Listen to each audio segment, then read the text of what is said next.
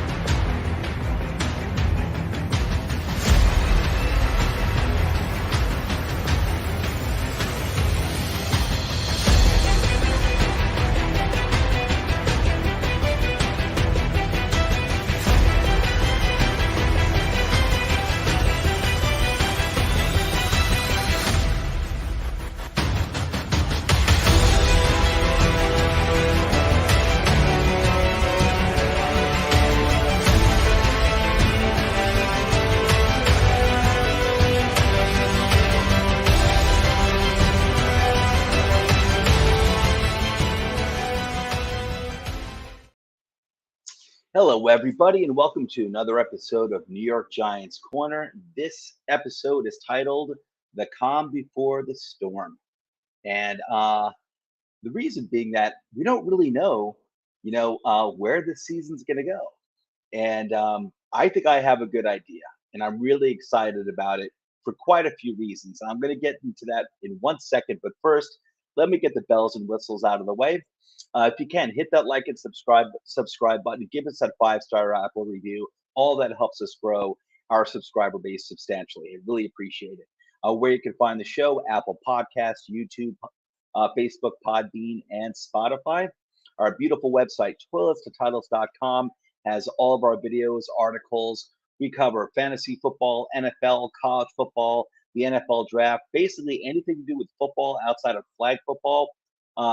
We cover it. So toiletstotitles.com, whatever we produce, videos, articles, it all winds up at our beautiful, wonderful website.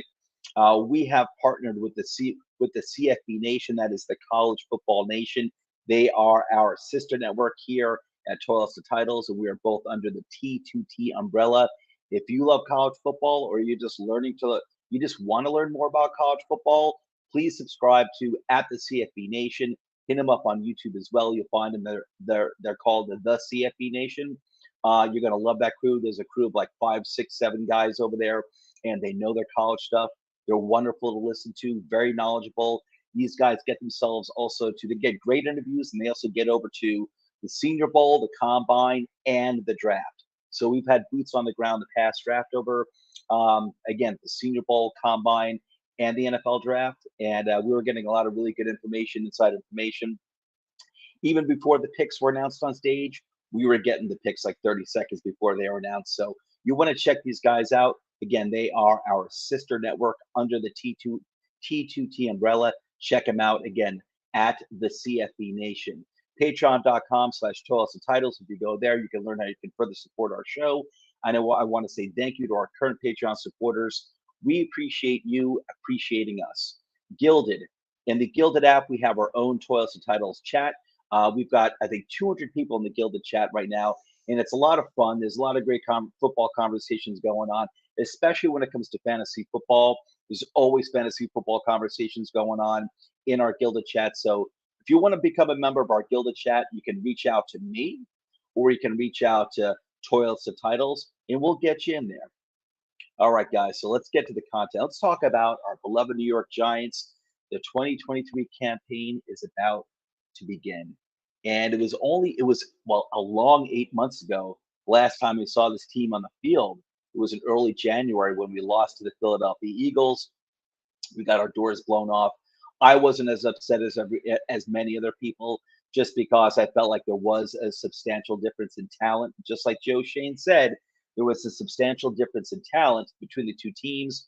We had a great season anyway. We got a playoff win against a team that was 13-4 in the Minnesota Vikings, and we did really, really well. But that was last season. Just because you had a good season the year before doesn't mean that trajectory is going to stay the same. Nothing's written in stone. I get it. However, I don't think this team is, going to go backwards at all. I don't think we're going to, after the Manning era was over and we started our rebuild. there was, always seemingly one step forward and one step or two steps backwards. And I don't feel that way at all anymore. I'm certain that is not the case. This team is built to contend. It's built to contend now. My dog is bothering. Sorry, that's Melvin. He always likes to make an appearance on the show. But the we are this team is going to contend. How good they're going to be? Are they going to be a top tier team? I don't think so this year. That's not really my concern. My concern is the trajectory. Again, is this team going to continue to take one, two steps forward, which I think they're about to take two steps forward this year. Now, I don't know how that's going to be reflected I don't know how that's going to be reflected in the record at the end of the year. I had us going a few months ago when the schedules first came out. I had us going 11-5. That's probably a little too ambitious. I am going to do it. I am going to take another look at the schedule for next week's episode and give an updated prediction on our record. And I pretty much hit it last year. Last year I had us going to 10-6. I thought we were going to be much better. That we were actually more talented than most people realized. And with real coaching that we were going to have to that we were going to be a better team. And so we didn't quite get to 10-7, but we did get to 9-7-1. So that's pretty damn close. Hang on one second, guys. I'm sorry about this. I'm a one-man show over here. Sometimes Melvin makes himself impossible, and so I got to step away from the camera for 1 second. And I got to take care of Melvin. Hang on 1 second. Bear with me for 30 seconds. 30 seconds. I'm a one-man show here. I apologize.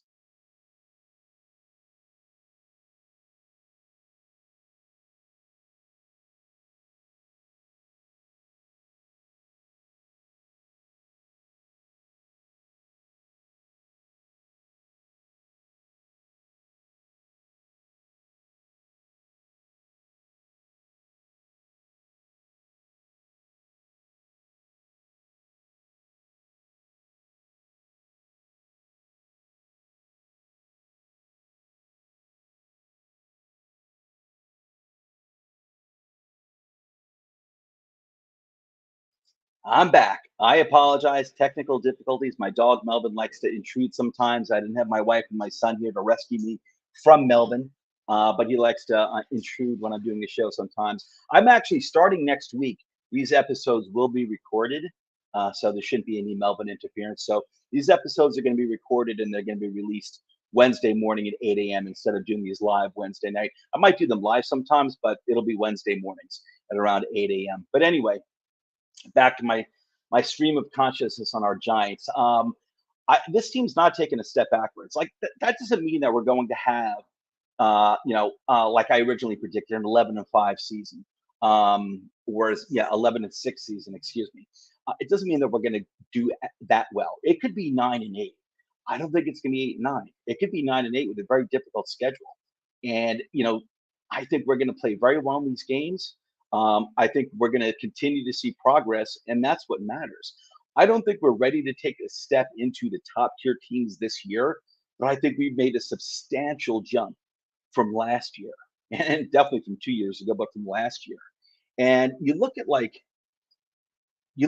talent on this team now. There's such the offseason that Joe Shane had in and adding talent and depth to this team is it was incredible. He did a fantastic job. I actually can't think of anything he could have done that was better. Yeah, there are some other positions that could use, a better starter here or there, and certainly more depth on the offensive line, but you can't have everything that you want. This is a team, this was a team last year, even when we went 9-7-1, this is a team that had a lot of holes. And especially it lacked depth all over the place. It's really not that way this year anymore. We do lack depth in a key spot like the offensive line, and the very young secondary with two rookie corners and the outside corners. It scares me because I do believe in having veteran cornerbacks, or at least guys that have been in the league for at least a year already. Have them starting, and we have two rookies going, so that does scare me. And I think it might take like a good 4 games at least for them to really get their NFL legs under them, and that could wind up costing us. We'll see. But I do like those two talented young guys a lot. But there is So much more depth on this team now and starting talent as well. You look at the wide receiver core, what a difference. What a difference from last year and the previous seasons. We never had any room for error when it came to the wide receivers in terms of injuries. We never had room, for that. And now we're cuddling. We basically cut guys like Cole Beasley, Jamison Crowder. I mean, not that these are great names. I mean, Beasley was a good player in his prime, but he's like 34 years old. Crowder was always, I think, serviceable. He was always a very serviceable wide receiver. I never felt like he was as good as other people did, but here we are, like cutting guys like this. A year ago, 2 years ago, 3 years ago, those guys would have been like, probably starters on this team. So we're still lacking a proven wide receiver one.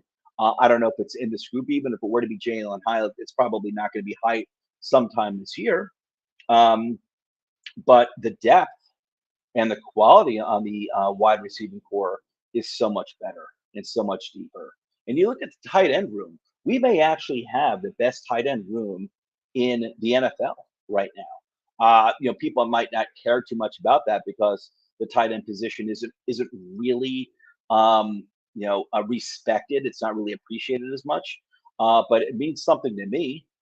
Being number one in something, means something to me, especially on a team that's been so offensively deficient for a long time. You got Darren Waller, who, if that dude is healthy, is at bare minimum a top five tight end as a scoring threat, maybe top three, possibly top three. And then you have the young Bellinger, who did very well in his own right last year, who's a two-way tight end. He can block, and he's a very respectable receiving threat. He's not a Darren Waller. That's not his game, but he's a very savvy player who finds those open spots and is physical in the receiving game. So I love it. I mean, I think we may have the best tight end room in the NFL actually right now. And you look at, like, a lot of people think that, okay, I know this seems to be a lot of people around the NFL seem to think that, oh, the Giants were just lucky last year and they're going to take a step back this year because they're more difficult schedule. I don't think so. I think they're going to take a step forward. They might wind up being a 9-8 team. I don't think they're going to be worse than that. But it's really not too different from where we were last year at 9-7-1. You know, and the reason is because, again, I think we are a much more talented team. I think we're a deeper team, and we have some key things going in our favor too, like really good coaching in the second year in a row with that really good coaching on both sides of the ball. People are worried about, Daniel Jones, who's got to prove himself. No excuses now for Daniel Jones. There's never been any excuses for Daniel Jones. Those have been explanations. There are plenty of other prime quarterbacks out there. Maybe not some of the elite guys like a Mahomes or a Josh Allen, but plenty of other, premier quarterbacks out there that would have failed if they were on the Giants. If they were quarterbacking the Giants offense from 2019 to 2021, they wouldn't have looked good either. Not having anyone to throw to, not having an offensive line that can block for you at all, and you're getting sacked, anywhere from like 35 to 44 times. Many of these other quarterbacks, whether it's a Dak Prescott or Kirk Cousins, and these are good quarterbacks. I think I hold those quarterbacks in very high regard. They wouldn't have done any better than Daniel Jones, not at all. Jared Goff, maybe even someone like a Joe Burrow. What success has Joe Burrow had without a Jamar Chase and a T Higgins and a Tyler Boyd and a Joe Mixon? He's been surrounded by premier wide receivers at least since his second year. And believe me, Joe Burrow is an elite quarterback. I'm not knocking Joe Burrow. So, but my point being that you put these top-notch quarterbacks in the situation that Daniel Jones is in the first few years of his career, they wouldn't have looked good either. Things wouldn't have looked great. They would have been getting their asses handed to them. Some of these guys you would have had to peel them off the turf with a spatula. Some of these guys, the crap that Daniel Jones went through. I'm not worried about Daniel Jones at all, and I don't think you should be worried about Daniel Jones either. If you're gonna be worried about anything, be worried about the offensive line. I love Andrew Thomas. The guy's basically a Pro Bowl left tackle. We're gonna have him for a very long time. I'm very excited about JMS. It may take him a little while to. I listen. He's not going to be a bust. All I'm going to say is that may take him a few games as a rookie to really get his sea legs under him. But I'm not worried about JMS. I think Ben Bredesen is a very serviceable, and I think he's going to be a solid left guard. I am you're worried about Evan Neal. He needs to progress. I'm not expecting him to take an Andrew Thomas type jump this year, but he needs to stay healthy and he must progress. If those four guys are doing fine, I think that right guard position figures itself out with Galiniski and or Josh Azuda. But I know there's no depth at the on the offensive line. How many teams really have depth on the offensive line? If we have if we have an injury at the tackle position, there's going to be a lot of trouble, and we do need to get tackle depth, a legitimate swing tackle. Sometime next year, preferably in the draft. We do need that. So if one of those tackles goes down, it could blow up the entire offense. But guys, strictly, I can't worry about that. I can't worry about that. Those guys are healthy right now. So if those guys are healthy, they need to improve, and I think they are going to get better as a unit as the season goes on. But I'm highly confident in Daniel Jones. Daniel Jones is not my worry. Daniel Jones shouldn't be your worry either. I'm not worried about these wide receivers. I'm not worried about the offensive play calling on this team either. None of that worries me at all. I think they're going to be very, very good. The second year in a row in the same system, which is a good system, and it's going to be a different system, is going to make a huge difference. This is not going to be the same exact offense as last year. It's actually going to be substantially different with Darren Waller and Jalen Hyatt being used more and more and more as the season goes on. With Paris Campbell there and Darius Slayton returning, that's a lot of speed. And I haven't even brought up Isaiah Hodgins, who is a solid. He's not a fluke. He's going to be. He is, and he's going to be proven to be a solid NFL wide receiver. Not a fast guy, kind of like an Amani Toomer, savvy route runner, guy who can, does a great job, great hands, catching the ball at the sideline. That's going to be Isaiah Hodgins, and he's going to be very valuable. But this offense is so much faster than it was last year. It's not going to be basically our passing game. It wasn't because of Daniel Jones last year. Our passing game last year, was held back because of the limited amount of weapons and the limited offensive line as well. There were a lot of limitations. It wasn't Daniel Jones. The passing game opened up the second half of the year, partly out of necessity because Saquon Barkley, he was getting banged up at that point. And he was on the field, but he wasn't nearly as effective as he was like the first 8 games. But they were also able to open it up too because they had Isaiah Hodgins at that time, and they had 3 decent wide receivers, not great, not household names, but 3 solid wide receivers that are going out there every single game. There was consistency in Hodgins, Slayton, and Richie James, who's now on the Chiefs and was basically replaced by Paris Campbell. We have Wan'Dale Robinson, who just came off the PUP. He was just getting rolling last year, and I'm not a huge Wan'Dale Robinson fan either. I'm not knocking the guy. I like the player. I just never loved the pick in the second round 2 years ago. If they had taken him in the third round, I would have been thrilled. His size scares me. His size scares me in terms of I think he's going to take a licking in his NFL career. He's like 5'8" or something like that. It really scares me. But dude, if he's on the field, he's a weapon. And we'll see how it goes. He's coming back from a torn ACL. We'll see if he can be the same player on the field this year. It usually takes 2 full years to be of recovery to really be yourself as a player. So we'll see what he can do. Sterling Shepard looked great, and if he could stay healthy, but you know what? Even if Wan'Dale isn't ready to be Wan'Dale this year, and even if Sterling Shepard, say he gets injured again early in the year, like unfortunately he has throughout his career, injury after injury after injury. You're gonna have Waller out there. You got Bellinger. You got Paris Campbell. You got Darius Slayton. You got Isaiah Hodgins. And you got Jalen Hyatt. This is going to be.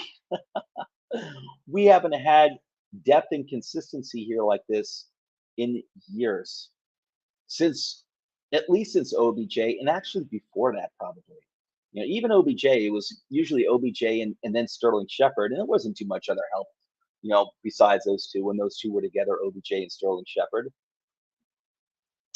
So when people say that, oh, they think the Giants were a fluke last year, they the Giants team last year was more talented than people realized. It wasn't super talented, but it had a good amount of good young players that needed coaching.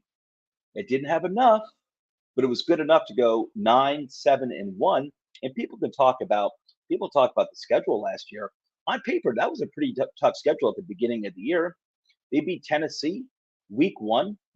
I realized Tennessee didn't have AJ Brown anymore, but Tennessee before Ryan Tannehill got injured in the middle of the season, Tennessee had a winning record. They were something like 5-3 or 6-3 or something like that before Tannehill went down.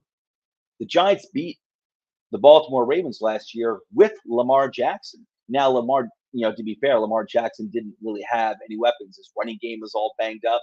All of his running backs were injured. He didn't really have any wide receivers last year. I realize that.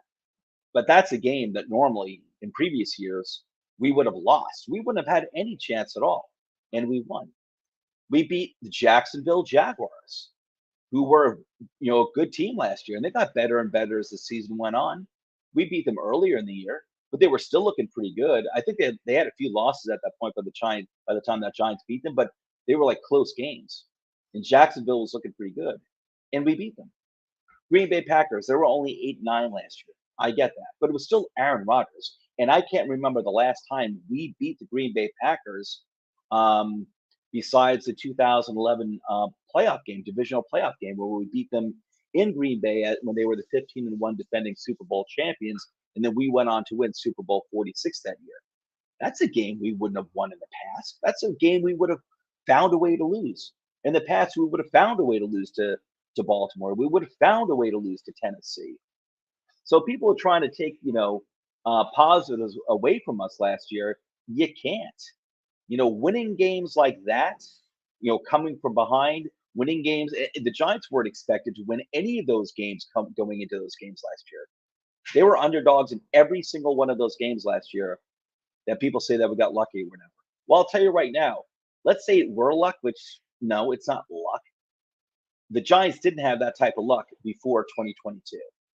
So it's not luck. There's something going on, and it was a more talented team. Now, obviously, when they're going up against like the top tier teams like the Eagles and Dallas, like the Giants weren't in that league.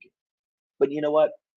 I think the Giants are taking a big jump this year. I don't think they're going to enter the tier one teams this year. I don't. But I think they're going to be able to get a win or two against guys like that, in the NFC, even against the AFC teams too. I think we can take Buffalo. I really do. I think we have a legitimate shot at taking Buffalo. I think we have a legitimate shot of taking a game against Dallas. I think Dallas is a better team, and they are a tier one team. Again, I still think we're a tier two team, but we've leveled up within our tier. I think we can take a game against Dallas this year. Originally I was hoping the first game at home, but I'm worried about the young secondary. Like I said, I think they need to get their sea legs under them. That offensive line you got some new faces on there. Well, JMS is a new face, but, these guys, they need to stay healthy. They need to get the playing legs under them as well. So that first game has me a little worried, but I can see us beating Dallas in Dallas later on. And I'm not saying we're better than Dallas. I'm not saying we're as good as Dallas. However, I think we're good enough that we can take a game against Dallas. I don't think we can take a game against Philadelphia. I think Dallas could beat Philadelphia. I don't think we're there yet. Dallas and Philadelphia are tier one teams. I think we match up better against Dallas and Philadelphia. I think Philadelphia for us is just too powerful, too stacked. I don't think we're there just yet. But I think we can take a game against Dallas this year. I really do. I'll give us like a 45% chance of taking one game against Dallas this year. 49ers, that's an offense I don't think we can really go against, but I think we can really, stop, to be honest with you. But you look at the AFC East teams that we're going to be playing. Miami's going to be tough. I don't think we'll beat them. Jets, I think we've got an okay chance of beating them, even though I think they're a better team. I think we're going to beat Buffalo. I think we're better than Buffalo. I do. Now, so I'm pointing out the more premier teams that we're scheduled to play this year. This is a team that is a lot more talented than last year, and it is in its second year in the system. And so people are saying, "Oh, we're going to take a step back. We're going to come back to reality." The reality is, that the Giants are going to make a statement this year. Now, it might not be 11-6 like I originally predicted. It may be 9-8, but it's going to be 9-8 on a really, really difficult schedule. The hardest schedule, the most difficult schedule this year in the NFL. And that's something in itself will mean a lot. It should mean a lot. And the team's going to be better even next year. But Joe Shane's done such a great job of adding talent and depth to this team that I fully believe they're going to have a really good year. I really do. And I think they're going to weather any storms that are coming their way.